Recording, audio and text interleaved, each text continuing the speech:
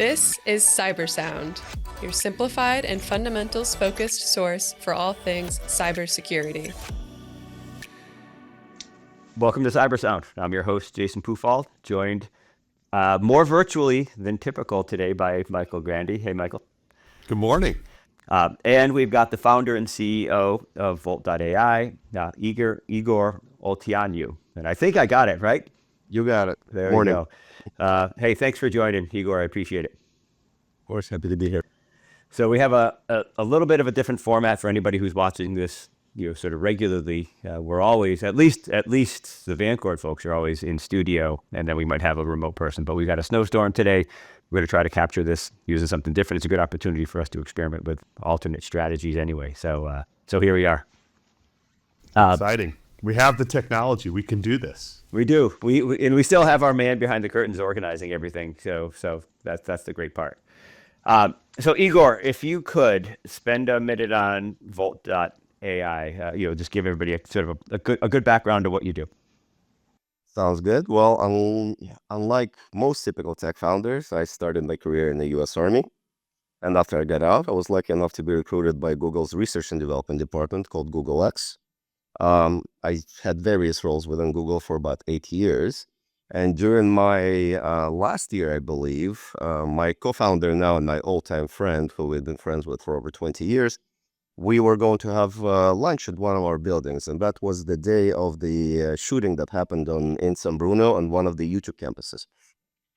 And when that happened, I guess our tech brains and my operational brain kind of came together, and we thought that we could build a product that could potentially stop events like that from happening. And if it cannot be stopped, it can integrate end-to-end into all existing physical security systems in order to be able to provide real-time intel on what is happening in very complex and rapidly moving situations like that, to try and get first responders, be it internal or external, like law enforcement, to the place of where this is happening in order to try and minimize the potential negative outcomes of it. So that's how Volt.ai got started.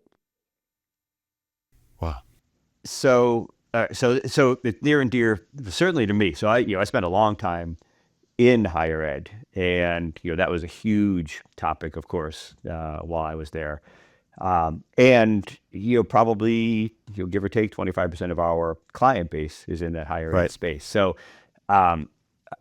knowing the way that they work, they tend to do sort of best of breed everything. And so it's not like you can roll in and say, well, here's the wireless access points that we know somebody's going to have, or here's the emergency communication system and associated camera infrastructure. So if you could spend a minute on how you integrate, and I'm sure you're able to integrate with a whole variety of disparate systems, but what does this look like for a campus to potentially adopt? Sure. So the first thing that we wanted to do is not to ask our customers, including schools and higher ed institutions like colleges and universities, to rip and replace their cameras. So use the existing infrastructure that you have. Obviously, they should hopefully been installed in the past 10 years, so they're IP cameras that we can have access to, right?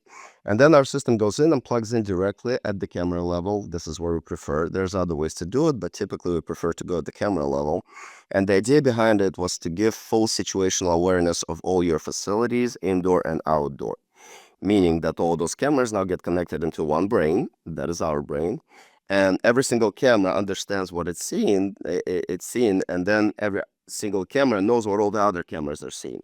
So if there is a dynamic thread that started in one place and starts moving through your areas of operation, we can understand what's happening, where is it happening, and how is it most likely to be progressing. Another thing that we wanted to do is to get away from the idea where operators look at a bunch of different screens, because it doesn't matter how many people you have, it doesn't matter how good they are. Flipping through different screens and looking at a bunch of different camera views is not only time consuming and requires a lot of people to do that, but also people get complacent very quickly looking at the same thing, and chances are something that does happen, be it a very violent event or a typical safety event on a daily basis, will probably be missed. And by the time you actually catch it and convey that information to somebody who needs to manage it or respond, it's going to be too late. So we completely moved the idea of that user experience where we onboard our customers, creating 3D maps of their indoor facilities as well as outdoor facilities. So when something does happen, the system itself knows where it's happening. It puts that live evidence front and center. And then if that event is dynamic and it moves through different areas, the system itself switches the different camera views. So essentially you're getting like a in real time a stitched together video footage across all your cameras, and that information with active geolocation with the most current camera or cameras, if multiple cameras are seeing the event, is being automatically transferred not just to the incident commanders, but also to the people that need to respond, both internal and external. So essentially everybody has the same level of intel in real time, so everybody can do their job simultaneously instead of blocking on each other because of lack of up-to-date information. But when you're talking about sort of creating that 3D model, is there an uploading of like architectural plans or sort of structural, building schematics that help guide that process? Yes, but they don't need to be very precise architectural schematics. We can go the more detailed plans you can give us, the better. We upload it into our system. The system creates those 3D maps.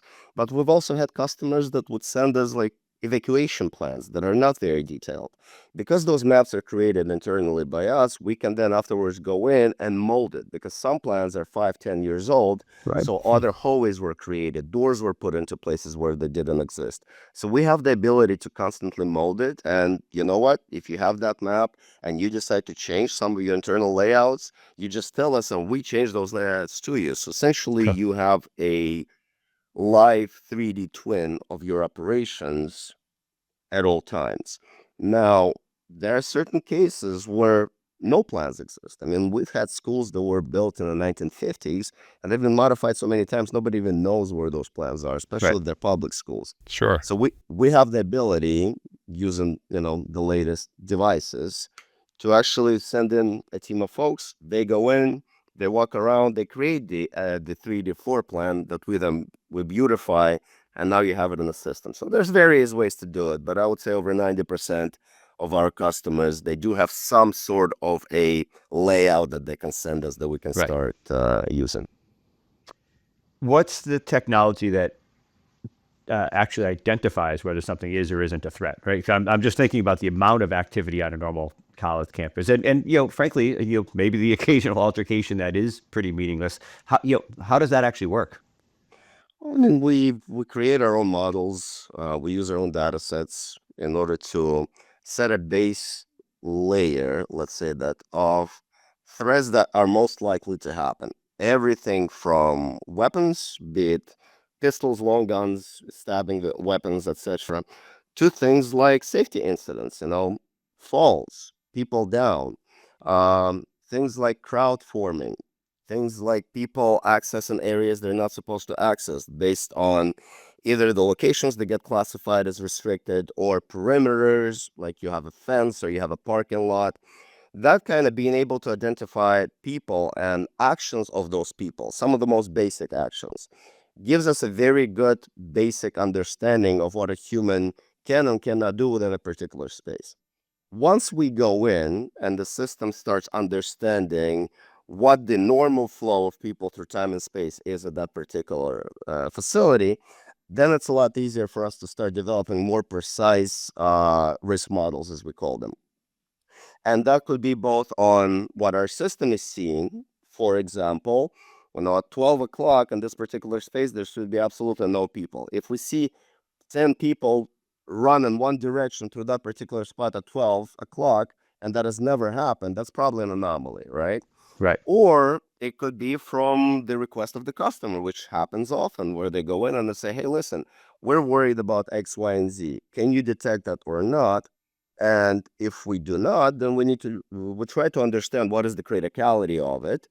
If that detection deals with the potential safety and security of personnel or their facilities, it will get prioritized much higher with us. It'll go into one of the quickest sprints, and we'll develop the capability. We will test it. And once it's ready to be released once we tested it on our dev portal and it's ready to be released, we'll push it to the customer for them to test. And once it gets to step of approval, it actually gets released to all the other customers that we have. And even if they don't want it, they don't have to use it. But if they do, they can, and they don't have to pay extra for it. If the customer is asking for something that we do not consider to be critical, and we have a back and forth conversation with them to explain why we do not consider it to be critical, then obviously it's not going to get prioritized as highly as something that could potentially save a life. So sort of talking through, we work with not only higher ed, we've got a lot of sort of K-12 independent schools that we work with, and in many cases, right, they don't have their own internal security service, right? They're going to be relying on public safety for a lot of their, on-campus incidents or anything that may happen. You talked a little bit earlier about sort of getting a hook in to those systems so that they can see what's happening maybe in real time or to help them. Can you just talk about how sort of that process works? Sure. Well, we have plenty of schools that don't have their own internal security, but what they do have is resource officers, which are typically, somebody from the local police department that would have to respond. In some cases, those resource officers even have an office within that particular school. In other cases, they do not, but they are somehow connected to them.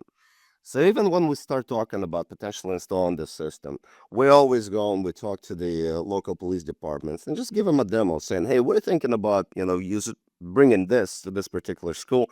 Do you think it's useful for you or not? Is it going to make your job better, faster, more effective?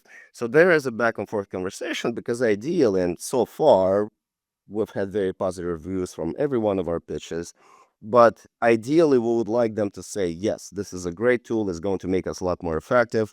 You have our stamp of approval. It makes the latter discussions with the schools themselves a lot easier and smoother. But the integration point, there's two ways to do it. Our preferred method, and we are using RapidSOS as our partner that has integrations into 911 call centers.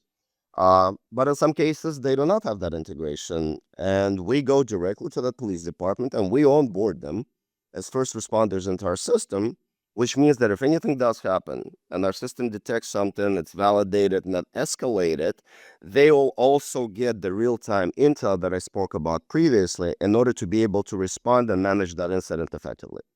Do you do any automatic incident notification? So I'm thinking about the emergency communication systems that most schools and colleges have, maybe even some towns. Do you ever essentially auto trigger those or auto notify, or is that maybe too risky? I will help you understand auto trigger that because all of our incidents get auto triggered. Just some get validated, others do not, depending on the level of confidence of our system. So more like to the community, right? So all of a sudden, play the sirens that might be around a campus, or send out email alerts or text alerts, or some of the associated things to let the entire community know that there's an event. Not the entire community. So we do integrate with smart speakers. When something is detected, there's 3 ways that you can receive that. You can receive it, and in most cases, they receive it by text message and or email, right? But the customer has final say who gets notified depending on the severity and the type of incident. We can send it to, the system can send it to whoever you want, including the community, but there's a lot of day-to-day stuff that happens in a school or a university that you don't want to notify the larger community of because they're just going to get annoyed, right? So sort of stepping off from what's happening or how it's happening into your go-to-market. Are you working primarily with access control and physical security companies when it comes to video systems, IP cameras, things like that, or are you more on the end user side and sort of focusing on those clients? We're primarily on the end user side, so we go after those introductions ourselves. We have a lot of those conversations ourselves. We are working with some partners that are the integrators, what you would call them, that bring them into their accounts, and that's been very, very interesting and very effective. But we started, as you can imagine, going directly to the end user, and so far that's been the most of our customers, because even though the system is working very well, it's reliable, we're still a startup, right? We're a Series A startup that relies a lot on that back and forth feedback that you get from the customer, right? Every time we onboard something, we have ongoing meetings. The cadence varies, but we want to know what's working well, what's not working well, and what is the system not doing that it should be doing. And that feedback is very critical. I have maybe a high level question about maybe where you see the future of the company, let's say 5 years from now. What's your vision? Well, we want to be the smart security provider for the education space. That is the vision. And, there's a lot of companies in this space, not specifically education, but just, bringing AI and automation to physical security. And there's some very good companies. But everybody seems to be taking a slightly different approach in the way they're doing things. Right. We placed our bet on real-time intel and geolocation. Other people place their bets on the ability to analyze a lot of data, the ability to integrate with every other system, whatever the case may be. But I don't think there's a clear winner in this space yet. There's companies that have been there for a while that are crushing it. There's companies that are new ones that are crushing it. There's companies that are not very useful. But I think that in the next 5 years, there's going to be sort of, it's going to start emerging which companies are on the right track and for what reasons and which ones are not. Right. And so you actually made a statement that I was going to verify. Is your target customer and your primary customer out in that education space? Because I was thinking, municipalities, and when I think campus, there's a lot of large companies with pretty large campuses. I'm assuming that there's certainly a customer, but probably not the dominant one. Exactly. And this has been a road for us that took a few years to figure out where do we fit in the best. And we do have customers, we have enterprise customers, a lot of them, right? But last year it was the data, our internal data started to show that there's a clear winner that is emerging, and that's the education space. Yeah. Both K through 12, private and public, as well as higher education institutions like colleges and universities. And I'm not going to tell you all the variables that go into it. I'm sure you know them. But one of the first things that we began to notice is that whenever we do our pitch, whenever we start talking to somebody about our potential partnerships, when we talk to somebody in the education space, within 30 seconds, it immediately clicks with them. They're like, of course. We get it, right? This is important. This is awesome. Especially since we don't just do weapons detection. We do that very well, but most of the stuff that we do is the day-to-day safety incidents that these institutions deal with that we can help them with. So they can justify the system on a daily basis, and they know they're covered in case something, God forbid, goes very wrong. And it doesn't matter if they have the budget, if they have the project, the value add and the differentiation immediately clicks. With enterprise, what we've noticed is that it doesn't always click. If it's a priority for them to upgrade their system, then it clicks. And then they start talking about timelines and budgets and whatever the case may be. But if it's not the priority at that particular time, it just doesn't. And the conversation is more like, no, listen, this is great, but we have 100 different things that we're trying to do this year. Let's talk again later. Yeah, I mean, I can certainly see where you have a nice focused market, and customers that either fully understand the need or maybe frankly aren't there yet. And it's too bad it's a need that we have to fulfill. Right. But it's a really innovative way to approach it, and it's interesting because we have these conversations pretty routinely with our clients, and we're not in really the physical security space per se. But there always are questions around how do you integrate with some of the technologies that we have? How do we get information out more quickly? I mean, this sounds like a pretty seamless way to approach that problem. It was a road to get there for sure. Yeah, I have no doubt. And a road going forward. Oh, absolutely. Okay.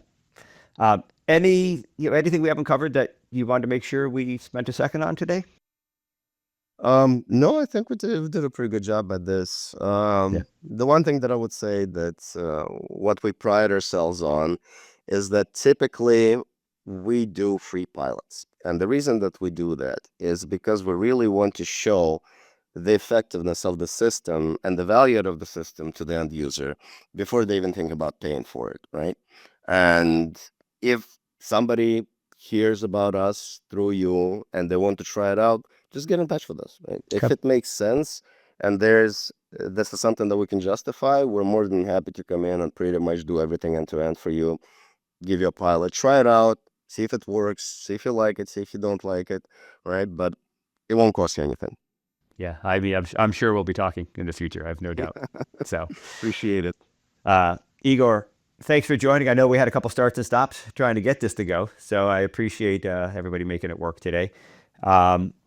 Look forward to talking with you in the future. I always end this the same, which is if anybody has questions, we're happy to either facilitate a conversation with you directly, answer what we can. But this is an important topic, and I think the fact that you're in this space, your timing is obviously great, and I think the way you're approaching it is really innovative. So I'll be really curious to see where you go from here. Appreciate it. We'll try not to disappoint you. Thanks. All right, Best of thanks, luck. guys. Great meeting Appreciate you. it. Thanks. Bye-bye.